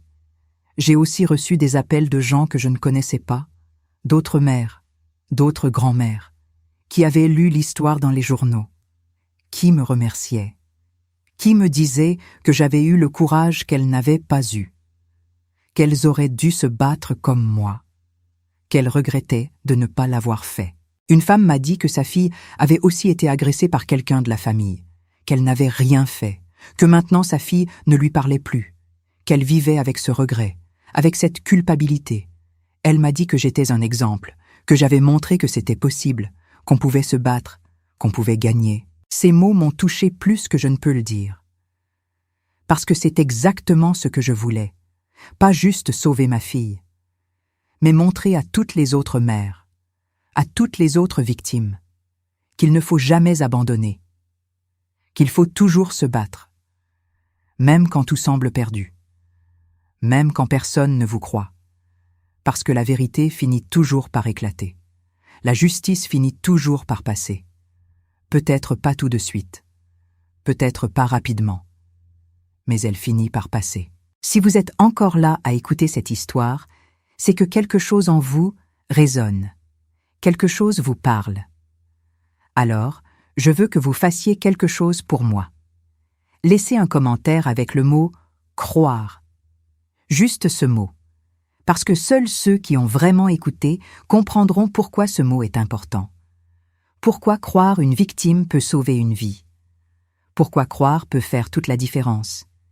Et si vous connaissez quelqu'un qui a besoin d'entendre cette histoire, partagez-la. Abonnez-vous si vous ne l'avez pas encore fait. Il y a une nouvelle histoire ici chaque jour.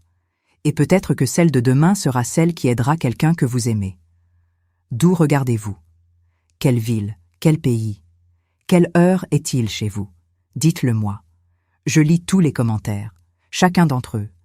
Maintenant, laissez-moi vous raconter la fin de cette histoire, parce que vous méritez de savoir comment tout s'est terminé. Le procès a eu lieu en novembre 2012, 8 mois après le début de ce cauchemar. 8 mois de procédure, d'expertise, de contre-expertise, d'avocats, de paperasse. 8 mois où on a vécu dans l'attente, dans l'espoir, dans la peur aussi. Peur que Pierre s'en sorte, qu'il trouve un moyen de se défendre, de manipuler le jury, de retourner la situation. Mais quand le jour du procès est arrivé, quand on est entré dans cette salle d'audience, j'ai su qu'on allait gagner. Parce qu'on n'était plus seul. Il y avait Amélie. Il y avait Claire. Il y avait d'autres filles aussi. 3 autres qui s'étaient manifestées après la mise en examen. 3 autres victimes de Pierre. 6 au total. 6 filles. 6 vies détruites. 6 témoignages accablants. Élodie a dû témoigner. Elle est montée à la barre. Elle a regardé Pierre droit dans les yeux. Et elle a raconté. Tout, sans pleurer, sans trembler, avec une force que je ne lui connaissais pas. Une force qu'elle avait trouvée au fond d'elle-même. Elle a dit ce qu'il lui avait fait, comment il entrait chez nous, comment il la menaçait, comment il la touchait, comment il lui disait qu'elle était sale, que c'était sa faute, qu'elle l'avait provoquée, comment il avait détruit sa vie, son innocence, sa confiance. Pierre a essayé de se défendre. Il a dit qu'Élodie mentait, qu'elle était confuse, qu'elle cherchait de l'attention, que toutes ses filles cherchaient de l'attention, que c'était un complot contre lui, une vendetta. Mais son avocat lui-même semblait ne pas y croire. Parce que les preuves étaient là. Le double de clés, les témoignages concordants, l'expertise psychologique d'Élodie qui montrait un traumatisme réel. Tout. Le verdict est tombé après 3 jours de délibération. Coupable. Sur tous les chefs d'accusation. Agression sexuelle sur mineur, sur majeur, abus de confiance, abus de faiblesse. 12 ans de prison ferme, inscription au fichier des délinquants sexuels. Interdiction à vie d'exercer toute profession au contact de mineurs. Obligation de soins psychiatriques. Pierre Moreau a été menotté. Emmené. Il a regardé vers nous une dernière fois. Mais ce n'était plus le regard d'un homme puissant, d'un manipulateur. C'était le regard d'un homme vaincu, d'un homme qui savait que tout était fini. Élodie s'est effondrée dans mes bras, mais ce n'étaient pas des larmes de tristesse, c'étaient des larmes de soulagement, de libération. C'était fini, vraiment fini. Pierre ne pourrait plus jamais lui faire de mal, à elle, à aucune autre fille. Il allait payer. Enfin, ce soir-là, on est rentré chez nous, notre appartement, notre sanctuaire. J'ai préparé le dîner préféré d'Élodie. Du gratin dauphinois avec une salade. On a mangé ensemble, on a parlé. On a ri même. Pour la première fois depuis si longtemps, on a ri. Et ça faisait du bien. Un bien fou. Les mois suivants ont été ceux de la reconstruction. Élodie a repris ses études à l'académie. Progressivement. Un cours par semaine au début, puis 2, puis 3. Elle a recommencé à dessiner sérieusement, à peindre. Elle a même fait une exposition à la fin de l'année. Une série de tableaux sur la résilience, sur la force des femmes, sur la lumière après l'obscurité. C'était magnifique, émouvant, puissant. Elle a aussi commencé une thérapie. Pour traiter le traumatisme. Pour apprendre à vivre avec. Parce que certaines choses ne s'effacent jamais complètement. Certaines cicatrices restent. Mais on peut apprendre à vivre avec, à les accepter, à les transformer en force. Moi aussi j'ai changé. Cette épreuve m'a transformée, m'a rendue plus forte, plus déterminée, plus consciente aussi de la fragilité du monde, de la facilité avec laquelle le mal peut s'immiscer dans nos vies, déguisé en gentillesse, en aide, en amour. J'ai appris à faire confiance à mon instinct, à ne jamais douter quand quelque chose ne va pas, à toujours croire les enfants quand ils parlent, parce qu'ils ne mentent pas sur ces choses-là. Jamais. J'ai aussi appris que la justice existe, qu'elle est lente, qu'elle est imparfaite, mais qu'elle existe, et qu'il faut se battre pour elle, qu'il ne faut jamais abandonner, même quand tout le monde doute, même quand tout semble perdu, parce que la vérité finit toujours par éclater. Aujourd'hui, en 2013, Élodie a 20 ans. Elle va bien, pas parfaitement, mais bien. Elle sourit, elle rit, elle aime, elle crée, elle vit. Et c'est tout ce qui compte. Pierre est en prison. Il y restera encore 10 ans. Et quand il sortira, il sera marqué à vie, surveillé, contrôlé. Il ne pourra plus jamais faire de mal à qui que ce soit. Quant à moi, je suis en paix. Pas une paix totale, pas une paix sans cicatrice, mais une paix quand même. La paix de savoir que j'ai fait ce qu'il fallait, que j'ai protégé ma fille, que je me suis battue jusqu'au bout, que je n'ai pas abandonné, et que grâce à ça, 6 filles ont obtenu justice. 6 filles peuvent reconstruire leur vie. 6 filles savent qu'elles ont été crues, qu'elles ont été soutenues, qu'elles n'étaient pas folles, qu'elles n'avaient pas inventé, que c'était réel, et que le monstre a payé. 1 an a passé depuis le procès. 1 an depuis que Pierre Moreau a été condamné et emmené en prison. 1 an depuis que justice a été rendue. Et pourtant, il y a des matins où je me réveille et je dois me rappeler que tout est vraiment fini. Que le cauchemar est terminé. Que nous sommes en sécurité. C'est étrange comme le corps garde la mémoire de la peur même quand l'esprit sait qu'il n'y a plus de danger. Je me surprends encore parfois à vérifier que la porte est bien fermée, à sursauter quand quelqu'un sonne à l'improviste, à regarder par la fenêtre pour m'assurer qu'il n'y a personne qui nous observe dans la rue. Ces réflexes ne partent pas du jour au lendemain. Ils s'estompent petit à petit, comme une vieille blessure qui cicatrise lentement mais qui laisse toujours une marque. Élodie et moi nous sommes installés dans une nouvelle routine. Une routine qui ressemble à celle d'avant, mais qui est différente aussi, plus consciente, plus intentionnelle. Chaque matin, je me lève à 6 heures. Je prépare le café. Je mets la table pour 2. Et maintenant, Élodie se lève aussi. Elle ne reste plus enfermée dans sa chambre toute la journée. Elle descend. Elle me sourit. Elle me dit bonjour maman. Et ces 2 mots si simples me remplissent le cœur d'une joie indescriptible. Parce qu'il y a eu des semaines où je pensais ne plus jamais les entendre prononcer avec légèreté, avec insouciance, avec cette simplicité du quotidien qui est en fait le plus grand des cadeaux. Nous prenons notre petit déjeuner ensemble. Du pain grillé avec de la confiture de fraises que je fais moi-même chaque été. Du beurre salé comme j'aime depuis que je suis petite. Du jus d'orange frais. Et nous parlons. De tout et de rien. De ses cours à l'académie où elle est retournée en septembre dernier. De ses projets artistiques. De ses nouveaux amis. De la vie qui reprend. Pas la vie d'avant. Cette vie-là est morte avec l'innocence perdue. Mais une nouvelle vie. Une vie reconstruite. Une vie où la lumière a retrouvé sa place, même si l'ombre reste tapie quelque part au fond. Élodie a maintenant 21 ans. Elle a grandi, pas juste en âge, mais en maturité, en force, en profondeur. Ce qu'elle a traversé l'a changé. Comment pourrait-il en être autrement? On ne sort pas indemne d'une telle épreuve. Mais elle n'est pas brisée. Elle est différente, plus forte d'une certaine manière, plus fragile aussi sur certains aspects. Elle a des jours où tout va bien, où elle rit, où elle crée, où elle vit pleinement. Et puis, il y a des jours plus sombres, des jours où les souvenirs reviennent, où les cauchemars la réveillent en pleine nuit, où elle a besoin de se laver les mains encore et encore, même si elle sait rationnellement qu'elle n'a rien à enlever. Ces jours-là, je suis là. Je lui tiens la main. Je lui rappelle qu'elle n'est pas seule, que ça va passer, que c'est normal d'avoir encore mal parfois, que la guérison n'est pas linéaire, qu'elle prend du temps, mais qu'elle arrive, petit à petit, jour après jour.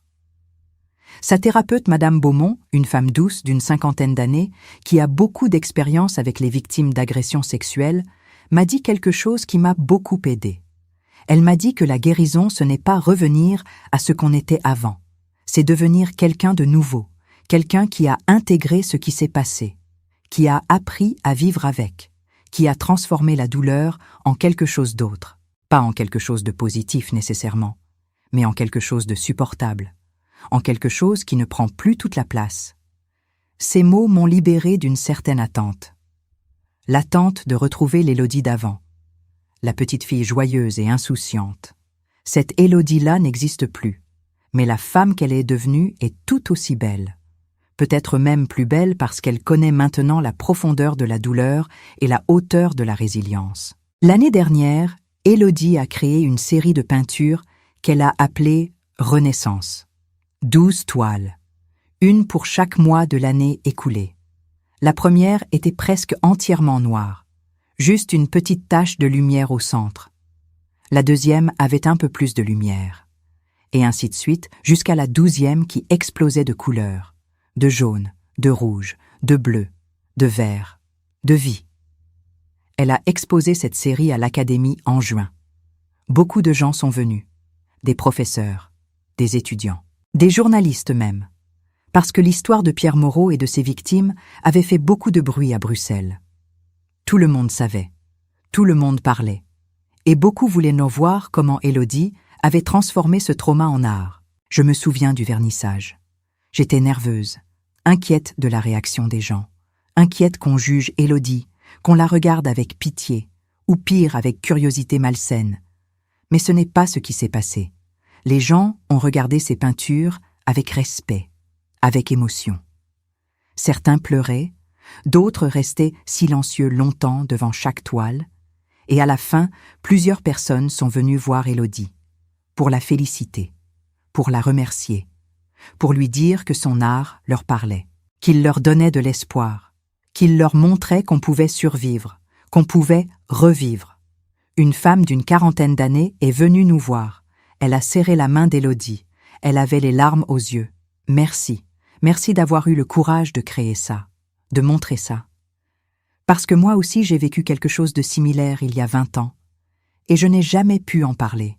Je n'ai jamais pu le transformer en quelque chose. Ça m'a juste rongé de l'intérieur. Mais voir vos peintures, voir que vous avez réussi à créer de la beauté à partir de la douleur, ça me donne de l'espoir. Ça me dit que peut-être il n'est pas trop tard pour moi aussi. Élodie l'a prise dans ses bras. Elles sont restées comme ça un long moment. 2 femmes, 2 générations, 2 histoires, mais la même douleur, la même lutte, la même volonté de survivre. Et en les regardant, j'ai compris quelque chose. Ce combat qu'on avait mené, cette bataille pour la justice, ce n'était pas juste pour Élodie, c'était pour toutes les femmes, pour toutes les victimes, pour toutes celles qui n'avaient pas pu parler, qui n'avaient pas été crues, qui avaient dû porter leurs secrets toute leur vie. Notre victoire était aussi la leur, notre courage était aussi le leur, notre voix était aussi la leur. Avant de continuer, je dois faire une pause, parce que je veux que vous compreniez quelque chose. Si vous êtes encore là à écouter après tout ce temps, après toute cette histoire, c'est que vous êtes spécial. C'est que cette histoire vous touche. Alors, je veux vous demander une dernière chose. Si vous avez vraiment écouté, si vous avez vraiment été avec nous tout au long de ce voyage, laissez-moi un commentaire avec le mot « protéger ». Juste ce mot. Parce que c'est ce qu'Élodie est maintenant. Protégée, en sécurité, sauvée. Et seuls ceux qui ont vraiment écouté comprendront pourquoi ce mot est si important. Pourquoi il résume tout. D'où regardez-vous en ce moment? De quelle ville? De quel pays? Il est quelle heure chez vous? Est-ce tôt le matin? Est-ce tard le soir? Êtes-vous seul ou accompagné? Dites-le moi. Partagez cette histoire si vous pensez qu'elle peut aider quelqu'un. Mettez un like si elle vous a touché. Abonnez-vous parce qu'il y a une nouvelle histoire ici chaque jour. Et peut-être que celle de demain sera celle que quelqu'un que vous aimez a besoin d'entendre. Du fond de mon cœur de grand-mère au vôtre, merci. Merci d'avoir écouté. Merci d'avoir été là. Maintenant, laissez-moi vous dire ce que j'ai appris de tout ça. Qu'est-ce qui est arrivé à Pierre Moreau? Cette question, on me la pose souvent. Il est en prison, à la prison de Forest à Bruxelles. Il purge sa peine de 12 ans. Il en a fait déjà 1. Il lui en reste 11. Chaque jour qui passe est un jour de moins. Mais c'est aussi un jour où il paie pour ce qu'il a fait. Un jour où il ne peut faire de mal à personne. Un jour où les femmes et les enfants de Bruxelles sont un peu plus en sécurité. J'ai appris qu'il avait fait appel du jugement, qu'il continuait à clamer son innocence, que selon lui toutes ses filles mentaient, que c'était un complot, une machination. Mais son appel a été rejeté. Le jugement a été confirmé. 12 ans, pas un jour de moins. Et quand il sortira en 2024, il sera marqué à vie, fiché, surveillé, contrôlé. Il ne pourra plus jamais travailler avec des enfants, plus jamais approcher une école, plus jamais donner des cours. Sa vie telle qu'il la connaissait est finie. Et c'est exactement ce qu'il mérite, et ce que je lui ai pardonné. Non, je ne pense pas que je pourrai un jour. Comment pardonner à quelqu'un qui a détruit l'innocence de ma fille, qui a violé sa confiance, qui a profité de notre deuil, de notre vulnérabilité, de notre besoin d'aide? Comment pardonner à quelqu'un qui pendant des mois est entré dans notre maison, dans la chambre de ma fille, pendant que je dormais, pendant que je lui faisais confiance? Non, je ne lui pardonne pas. Et je ne crois pas que je le ferai jamais. Mais je ne le hais pas non plus. Pas de cette haine brûlante qui consume, parce que ça me demanderait trop d'énergie, trop de place dans mon cœur. Et je préfère garder cette place pour Élodie, pour l'amour, pour la vie, pour la reconstruction. Pierre Moreau ne mérite pas mon pardon, mais il ne mérite pas non plus ma haine. Il mérite mon indifférence, mon oubli. Il mérite de devenir insignifiant, de disparaître de nos vies. Et c'est exactement ce qui se passe. Petit à petit, on pense moins à lui, on parle moins de lui. Il devient une ombre, un fantôme, un mauvais souvenir qui s'estompe. Ma famille. Voilà une autre question difficile. Qu'est-ce qui est arrivé à ma relation avec Marc et Sophie, mes 2 autres enfants? Celles qui avaient été si abîmées par leurs doutes, par leur refus de croire Élodie au début. Ça a pris du temps. Beaucoup de temps. Mais on a fini par se retrouver, quand le verdict est tombé, quand Pierre a été condamné, quand il n'y avait plus aucun doute possible. Marc m'a appelé. Il a pleuré au téléphone. « Maman, je suis tellement désolée de ne pas t'avoir cru, de ne pas avoir cru Élodie. J'aurais dû vous faire confiance. J'aurais dû savoir que tu ne mentirais jamais sur quelque chose d'aussi grave. Pardonne-moi. S'il te plaît, pardonne-moi. Je lui ai dit que je comprenais, que c'était difficile de croire qu'un homme comme Pierre pouvait faire des choses pareilles, que tout le monde avait douté au début, que l'important, c'était qu'il soit là maintenant, qu'il soutienne sa sœur maintenant. Et il l'a fait. Il est venu à Bruxelles, il a vu Élodie, il lui a demandé pardon, il l'a serrée dans ses bras, et elle lui a pardonné. Parce qu'Élodie a un cœur plus grand que le mien, plus généreux, plus capable de pardon. Sophie aussi est revenue vers nous. Elle a pris l'avion depuis le Canada. Elle est restée 2 semaines. Elle a passé du temps avec Élodie, avec moi. On a parlé, on a pleuré, on s'est réconciliés. Et maintenant, on s'appelle régulièrement. On se voit quand elle vient en Europe. On a reconstruit notre relation. Pas exactement comme avant. Il y a une cicatrice, une fragilité. Mais il y a aussi une nouvelle profondeur, une nouvelle compréhension. On sait maintenant qu'on peut traverser les pires tempêtes ensemble, qu'on peut se perdre et se retrouver, que l'amour familial est plus fort que tout, même que le doute, même que la trahison, même que la douleur. Et les autres filles, Amélie, Claire, et les 3 autres qui s'étaient manifestées plus tard. Comment vont-elles? Je reste en contact avec certaines d'entre elles, Amélie particulièrement. Elle vient nous voir parfois. Elle et Élodie sont devenues amies. Elles ont créé un lien spécial, le lien de celles qui ont survécu ensemble, qui se sont battues ensemble, qui ont gagné ensemble. Amélie a repris ses études aussi, pas à l'académie. Elle a choisi la psychologie. Elle veut devenir thérapeute pour les victimes de violences sexuelles. Elle dit que c'est sa façon de transformer ce qui lui est arrivé en quelque chose d'utile, de bon. Claire, par contre, a quitté Bruxelles. Elle est partie vivre à Amsterdam. Elle avait besoin de recommencer ailleurs.